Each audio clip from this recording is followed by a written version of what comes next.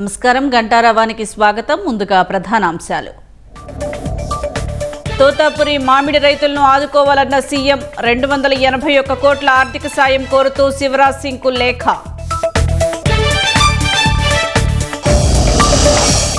అమరావతి అభివృద్ధి చూసి ఓర్వలేకే జగన్ కుట్రలన్న కూటమి నేతలు రైతులపై దాడి చేసినందుకు క్షమాపణ చెప్పాలని డిమాండ్.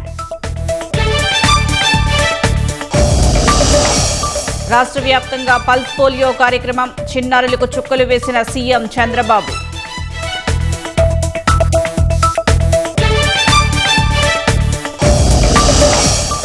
రష్యాపై ఉక్రెయిన్ దాడుల పరంపర, ఇంధన సరఫరా దెబ్బతీయటమే లక్ష్యమన్న జెలెన్స్కీ.